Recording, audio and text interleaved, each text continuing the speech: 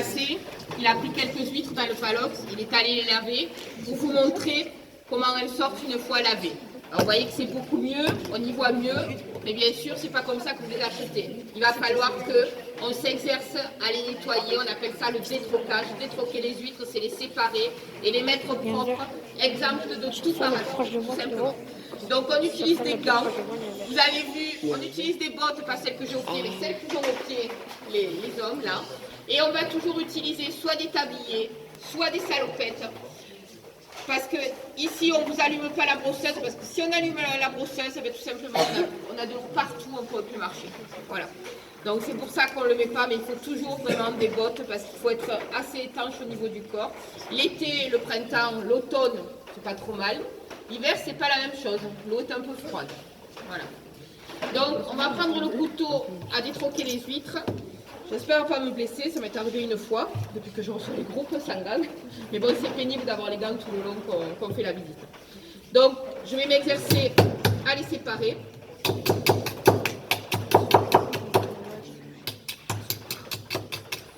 Voilà pour une.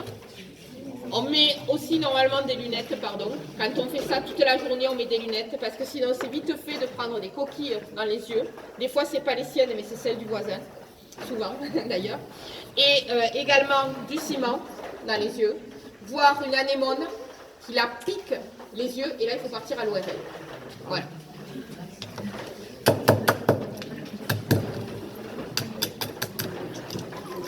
Voilà, ça c'est le plus ennuyeux. Il n'y a pas de ciment, elles sont collées entre elles. Donc il faut y aller tout doux. Il y a des fois c'est du papier à musique, il y a des fois, vous voyez, c'est pas grand chose, vous ne connaissez pas, mais vous voyez qu'ici il est très blanc. Et en fait, quelqu'un qui ne sait pas défaire les huîtres, parce que c'est un vrai métier, c'est comme le collage, eh bien, il va casser ici l'espèce d'oreille qu'elle a l'huître. Voilà. Et donc l'huître est fichue parce qu'elle est à son endroit le plus sensible. Voilà. Donc en fait, un mauvais collage, ben, à la récolte, vous récoltez beaucoup moins. Ça, c'est un essaim d'huître qui a poussé sur une huître qu'on a collée. Vous voyez le collage de l'huître? On reconnaît une huître collée, en fait, à son derrière blanc, qui était le ciment, parce qu'en fait, elle n'a pas vu le jour, elle n'a pas vu la nuit, elle était tout simplement protégée, entre guillemets, par le ciment, tout simplement. Donc, il y a une façon de tenir et le couteau et l'huître, sans casser ni l'une ni l'autre. Voilà. Et vous voyez que le fait que celle-ci est poussée dessus, ben, systématiquement, elle est propre. Voilà. Encore une qui est venue se coller dessus. Ou alors, c'est une qu'on a mis. Alors, vous avez vu, il y en a une dessus. Celle-là, soit qui a été mal collée, soit qui est venue pousser dessus. Ben, tout ça, il faut les enlever, quoi. Il faut s'en occuper. Donc, on essaye d'y aller doucement. On commence d'abord par le plus facile, entre guillemets, voire de les ébranler un peu entre elles, vous voyez. On les nettoie, il faut voir de les secouer. À mon avis, ça va être dur de garder les deux. Si j'en garde une, ça sera déjà bien. Et ça, c'est du temps. Vous voyez là que c'est du temps. Donc le collage ici, il est capital. Voilà. Et donc, vous voyez, je suis arrivée à garder les deux, mais c'est pareil. Si c'est un novice qui fait ça, il casse les deux sans problème. D'ailleurs, un novice qui commence, il en a pour 1 an avant de séparer 2 huîtres. On y donne toutes les huîtres qu'il faut nettoyer, seul. Mais un novice ne touche pas à 2 huîtres, parce que c'est sûr, il en casse une. Parce qu'il faut y aller d'une certaine façon. Donc, en fait, quand on a besoin de personnel, c'est pas du tout évident de trouver du personnel qui sache faire. Voilà. Et ce qui est important pour le consommateur de bien enlever, c'est ceci. On appelle ça vulgairement des dents de chien ou des bananes. Souvent, ça se met sous la coque des bateaux. Vous voyez beaucoup de plaisanciers dire « je nettoie la coque parce que je suis ralenti par les parasites, par les coques, par les bananes ». Et c'est vrai que ça, là, en fait, si on ne l'enlève pas sur la coquille, parce que la propreté de la coquille se paye chez le client. Et donc, en fait, quand Vous avez des clients qui demandent à ce que ce soit propre. C'est pas le même prix que quand c'est fait plus rapidement, on va dire. Et le problème de ça, c'est que quand on le laisse sur la coquille, comme l'huître, elle est capable de se conserver en cagette entre une semaine, hors de l'eau, je parle, entre une semaine et un mois, lui, là, au bout d'un jour, le petit verre qu'il y a dedans, il est mort. Donc en fait, quand vous ouvrez la cagette d'huître, vous sentez une odeur, vous dites tiens, il y a une huître mauvaise, et en fait, c'est ce qu'il y a dessus. Voilà. D'où l'importance quand même de bien nettoyer les huîtres. Voilà, là c'est pareil. Alors en plus, il y a une huître, il y a un essaim qui est là. Voilà. Vous voyez, il y a une petite huître, et hop, elle est morte. J'allais m'enquiquiner encore pour rien.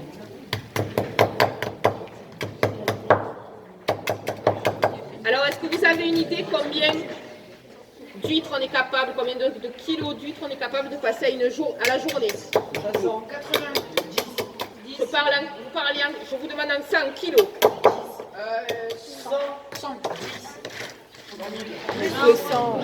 000 kilos par personne. Ah, par personne? 60, 600. 1000 kilos par jour. Non, 100 kilos par jour? 150. Alors, 50 kilos. quand le collage est bien fait. 1. Quand le collage est bien fait. 2. Quand il n'y a pas de banane, là, comme je vous ai montré, parce que ça dépend désormais. Tout simplement, on va faire 800 kilos au jour. Et quelqu'un qui sait faire, une novice ne fera même pas la moitié et laissera toutes les huîtres qui sont par deux sur le côté. Voilà. Donc vous voyez que c'est quand même une connaissance, quoi. Voilà. Une fois que les huîtres ont été nettoyées, on va les mettre en pochon ici, parce que les pauvres, entre la brosseuse, ici sur le bateau où on les a retirés, là ici la brosseuse, on les a un petit peu stressés. Ici on l'a fini au couteau, des fois on a des coups de couteau un peu malheureux, c'est-à-dire que ici des fois au niveau de la bouche, on peut les friter un peu quand on enlève quelque chose. Bref, elle est un petit peu fatiguée, surtout stressée, qu'est-ce qu'on va faire? On va la mettre donc dans les pochons pour en fait du stockage dans l'eau. Et c'est parti ce stockage à peu près, minimum une semaine jusqu'à 2 mois. Pas plus de 2 mois, pourquoi? Parce qu'il n'y a pas intérêt qu'il y ait de l'algue qui repousse dessus et qu'on soit obligé de reprendre le couteau. Par contre, une semaine en stockage dans l'eau, c'est juste. Parce qu'elle n'aura pas eu le temps de se remettre quand même du stress qu'on y aura donné ici au couteau, au brossage, sur le bateau. Elle sera encore fatiguée. Et surtout, ça ne permettra pas de la conserver longtemps pour vous, le consommateur. Voilà, elle va être assez creuse dedans. Tandis que si on la garde un mois et demi, 2 mois, pas plus, donc dans la lagune de Thau, là quand elles vont sortir, elles vont être en pleine vitalité. Et là, on va pouvoir les emballer tranquillement et que vous, consommateurs, vous puissiez les garder entre une semaine et 1 mois. Donc ça dépend de mon travail, du travail du conchyliculteur, c'est-à-dire combien de temps il a pu les stocker dans l'eau. Vous savez qu'en France, le stock, c'est de l'argent. Donc déjà, ça commence là. Deuxièmement, selon la période, en janvier, on va les stocker 2 mois sans problème. L'été, le printemps, fin d'automne, on les stockera beaucoup moins, pour ne dire qu'il n'y ait pas des algues qui viennent s'y remettre dessus. Et également, donc, ça leur permet d'être un peu moins étanches lorsqu'elles sortent de l'eau. Parce que l'intérêt du stockage, c'est que la coquille concave et le couvercle, vous voyez ici, la coquille concave est toujours dessus et le couvercle vient taper dessus. Et ici, il faut que ça fasse un fil pour qu'elle soit étanche. Il ne faut pas qu'il y ait de l'eau qui sorte. Là, il y a de l'eau, vous avez vu? Et pourtant, vous ne le voyez pas. Mais j'y ai tapé dessus. On l'a sorti au bateau. Là, ici, la brosseuse. Tout ça, en fait, elle va se vider de son eau. Dans 1 heure, elle n'a plus d'eau. Donc, évidemment, 1 semaine dans l'eau pour se remettre de ses émotions, c'est pas assez. Il faut beaucoup plus que ça. Voilà. Et c'est cette étanchéité, ce stockage va permettre cette étanchéité et la conservation. Moi, c'est au dos. Ouais, au dos. Évidemment, C'est le dos, j'ai mal. évidemment, c'est de l'argent, c'est du temps, c'est de la main-d'œuvre. Je vais passer derrière pour vous montrer rapidement que vous ayez conscience.